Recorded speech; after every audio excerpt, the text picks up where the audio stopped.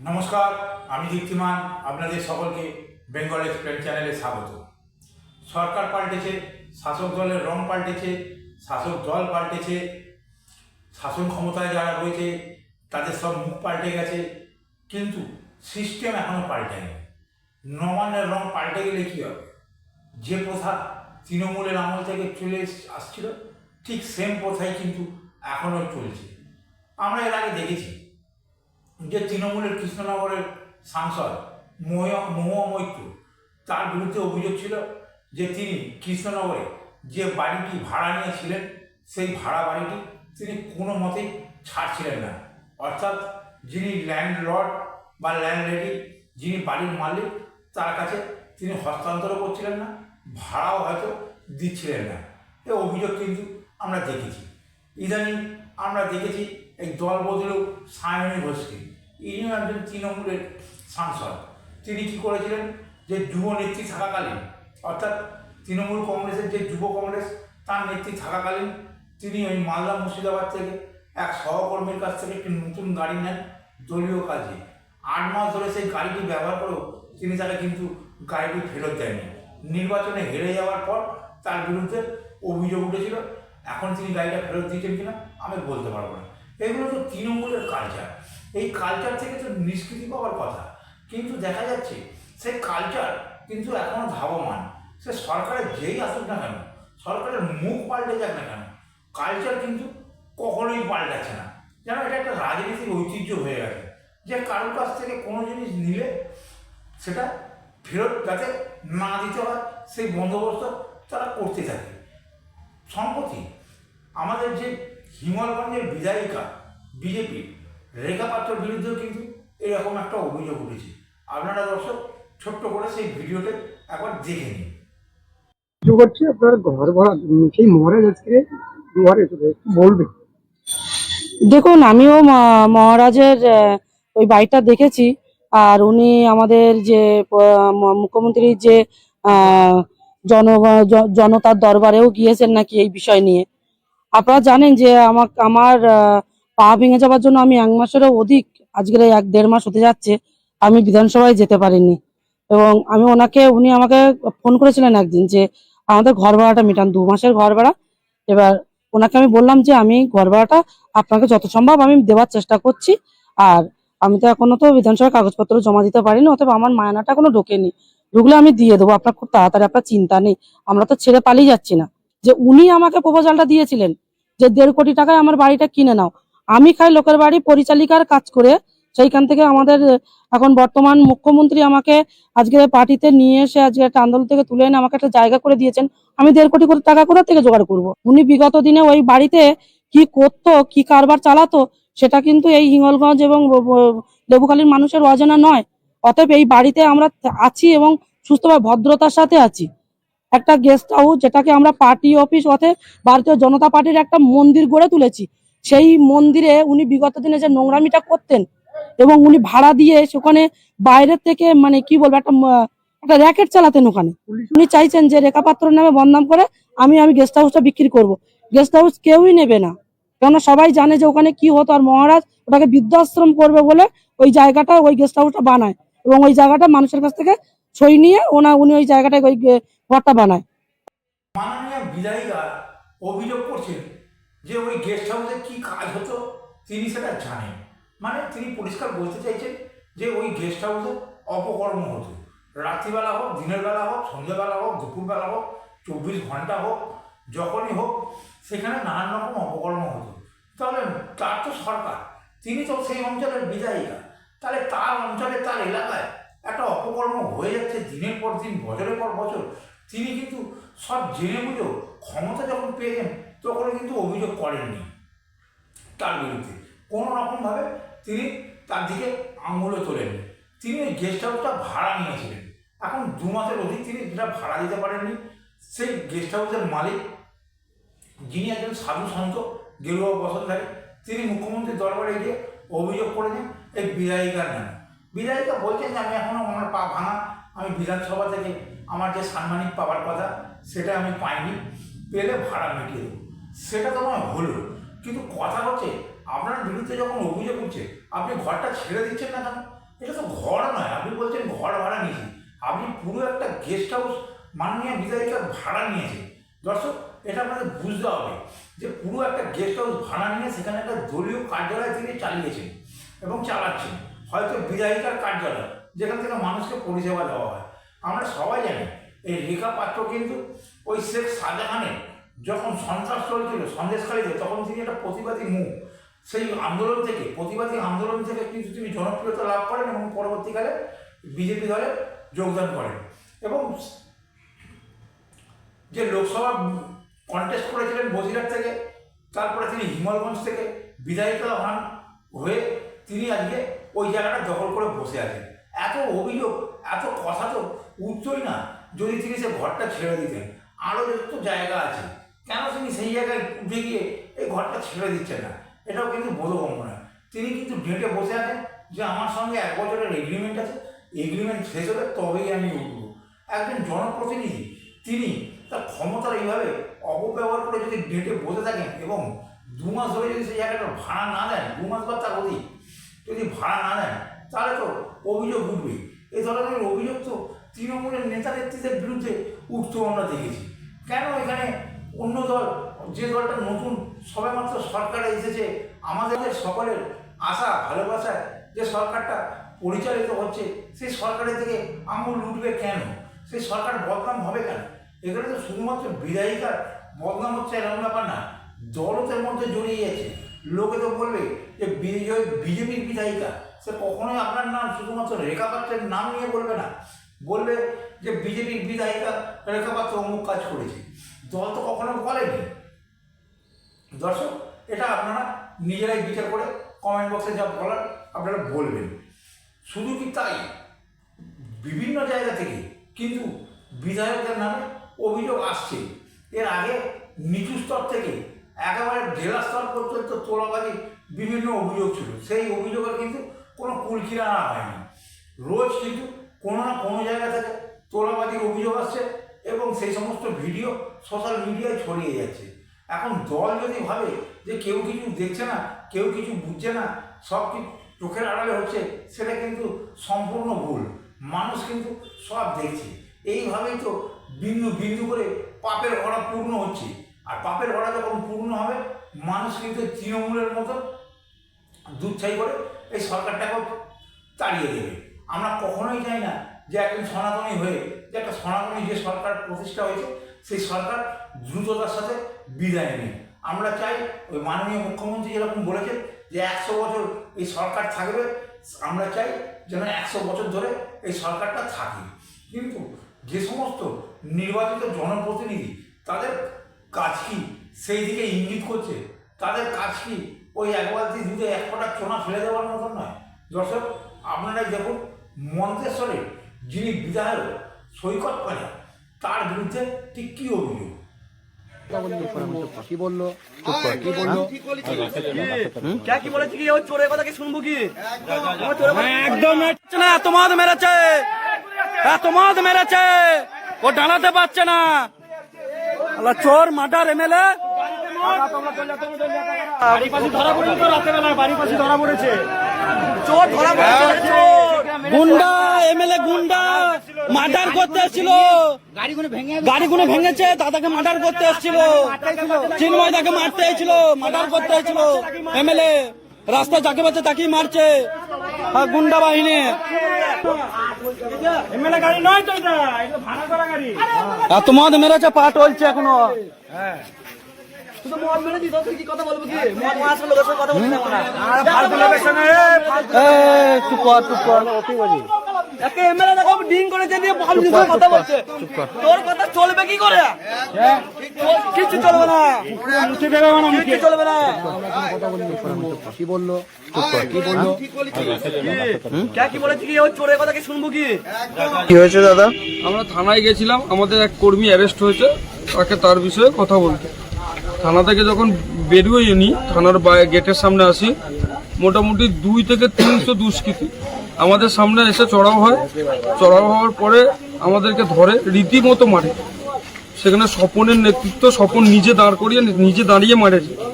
Swapan Gorai, blue এরা নিজে দাঁড়িয়ে থেকে মারধর করিয়েছে। মারার পরে আমাদেরকে বলেছে তোদেরকে বাপ আছে RSS, তাদেরকে ডেকে নিয়ে তোদেরকে মা আছে, তোদেরকে কে বাঁচায় আজকে, কে চিন্ময় রায় আছে, চিন্ময় রায়ের কোন বাপ RSS করে, কে আছে ডেকে নিয়ে তোদেরকে কে বাঁচায় আজকে। আমাদেরকে রীতিমতো ফেলে মেরেছে, মাথায় মেরেছে, এইগুলো সব ফাটিয়েছে, ফেলে মেরেছে, এইগুলো সব ফাটিয়ে দিয়েছে, নাক দিয়ে রক্ত বেরিয়েছে, মাথা ফুলে আছে, বমি করেছে, সব ফাটিয়ে দিয়েছে। ডাক্তার অলরেডি সিটি স্ক্যানের জন্য বর্ধমান যাওয়ার জন্য রেফার লিখে দিয়েছে, মেডিকেল করিয়েছি, ডাক্তার বর্ধমান যাওয়ার জন্য বলে দিয়েছে, বলেছে কে RSS এর বাবা আছে ডেকে নিয়ে তোদেরকে আজকে বাঁচাই দেবো। ঘটনাটা কি দর্শক দেখে বুঝতে পারলেন যে মন্তেশ্বরের বিধায়ক লাল জামা পরে তিনি নাকি মদ্যপ অবস্থায় সেখানে এসে দলীয় কর্মীদের সাথে ঝগড়া করছেন, যারা চোর, মাতাল, লুম্পে, খুনি, মার্ডার করতে এসেছে বলছে মন্তেশ্বরের বিধায়ককে। তারা কিন্তু কেউ এলাকার লোক নয়, তারা কিন্তু সব তার দলীয় কর্মী, অর্থাৎ মণ্ডল 1 এবং মণ্ডল 2 এই দুটো গোষ্ঠীর ঝামেলা। অর্থাৎ এই দলের মধ্যে কিন্তু গোষ্ঠীদ্বন্দ্ব অটোমেটিক চাড়া দিয়ে দিয়েছে। যে গোষ্ঠীদ্বন্দ্ব বিগত 15 বছর তৃণমূলের শাসনকালে প্রতিদিন আমরা দেখতাম যে গোষ্ঠীদ্বন্দ্বে তৃণমূল জর্জরিত, সেই গোষ্ঠীদ্বন্দ্ব কিন্তু এই দলের মধ্যেও শুরু হয়ে গেছে। এটা কিন্তু একটা ডানপন্থী দলের বলতে পারেন যে রোগ, সে তৃণমূল হোক, কংগ্রেস হোক, বিজেপি হোক বা অন্যান্য ডানপন্থী রাজনৈতিক দল হোক, তাদের কিন্তু এটা একটা জন্মগত রোগ। গোষ্ঠীদ্বন্দ্ব কখনোই কিন্তু এই ডানপন্থী দলের থেকে কখনোই যাবে না। এই হেন বিধায়ককে যখন ওখানে পাকড়াও করা হয়েছে, তার ওই যে গাড়ি, সম্ভবত স্করপিও গাড়ি, তার বড় বড় পাথর দিয়ে তার 4টে চাকাকে কিন্তু ওই কর্মী সমর্থকরা ব্লক করে রেখে দিয়েছে, সে তো পালাতে না পারে। মান সম্মান কোথায় গেল?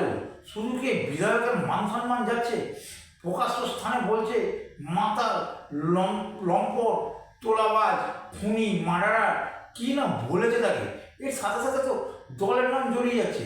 একটা পৃথিবীর সর্ববৃহৎ সাংগঠনিক একটা দল, যার সদস্য সংখ্যা পৃথিবীর সব রাজনৈতিক দলের থেকে বেশি, সেরকম একটা রাজনৈতিক দলের এক জনপ্রতিনিধি এই রকম করুণ পরিস্থিতি, করুণ পরিণতি, দর্শক কি ভাবে যে শাসক দলের রাজ্য নেতৃত্ব এগুলোকে কন্ট্রোল করবে আমি বুঝতে পারছি না।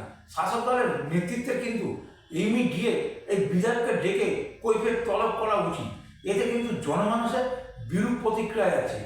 শুধুমাত্র কর্মীদের দিকে হাত তুলে, কর্মীদের দিকে আঙুল তুলে, কর্মীদের দিকে অভিযোগের তীর ঘুরিয়ে দিলেই হয় না। ঘটনাটা যে কোনো একটি মণ্ডলের এক কর্মী, তাকে পুলিশ অ্যারেস্ট করেছিল, তার সঙ্গী সাথীরা থানায় গেছিল কথা বলতে, হয়তো সম্ভবত তাকে ছাড়াতে বা জামিন কীভাবে হবে সেটা জানতে। সেখানে গিয়ে রাত্রিবেলা বিধায়ক হাজির হয়ে যায়, তর্কাতর্কি হয়। সেইখানে যে বিজেপির কর্মীরা গেছিলো, যাদের গাড়ি ফাড়ি নিয়ে গেছিলো, বাইকটাই, সেসব বাইকটাই নাকি ওই বিধায়কের যে 200-250 দুষ্কৃতী সঙ্গী ছিল তারা সব ভেঙে দিয়েছে। এটা হচ্ছে তারই প্রতিফলন। জন আক্রোশই বলুন বা কর্মী আক্রোশই বলুন, যাই বলুন না কেন, আজকে ওই MLA-র ওপর ছড়িয়ে পড়েছে। এই MLA-র এই ধরনের ঘটনা সারা রাজ্য তো বটেই, তার সাথে সাথে সারা ভারতবর্ষের সাথে পৃথিবী জুড়ে কিন্তু বাঙালিরা দেখছে। ভবিষ্যতে এই বিধায়ককে যদি আবার টিকিট দেওয়া হয় বা কোনো রাজনৈতিক কর্মসূচি দেওয়া হয়, তাহলে মানুষের মনে কীরূপ প্রতিক্রিয়া সৃষ্টি হবে সেটা কিন্তু দর্শক আপনারা সহজেই অনুমান করতে পারছেন। এই 1টা 2টো 3টে 4টে বিধায়ক নিয়ে কিন্তু গল্প নয়, এর নানান জায়গা থেকে কিন্তু আস্তে আস্তে করে সেই তৃণমূলী কালচার শুরু হয়ে গেছে এবং তৃণমূলের আমলে যা যা অভিযোগ উঠত, ঠিক সেই অভিযোগগুলো কিন্তু এই নবনির্বাচিত বিধায়কদের বিরুদ্ধে উঠতে শুরু করে দিয়েছে। আমাদের হাওড়ার উলবেড়িয়াতে কিন্তু এই ধরনের ঘটনাটা ঘটেছে। উত্তর হাওড়ার বিধায়ক মাননীয় উমেশ রায় হাওড়া জেলা থেকে একমাত্র তিনি প্রতিমন্ত্রী, আর কোনো হাওড়া জেলা থেকে মন্ত্রী আপাতত নেই। তিনি যখন উলবেড়িয়া গেছিলেন তার একটা নির্দিষ্ট কাজে, সেখানে গিয়ে কীভাবে তিনি কর্মী আক্রোশের মধ্যে পড়েছে একবার আপনারা দেখে নিন।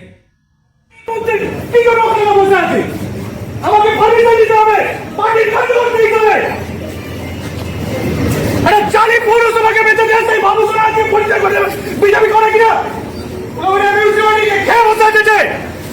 আজকে আসুক পাইলে কিন্তু খুব ভালো ডিসাইড করলে।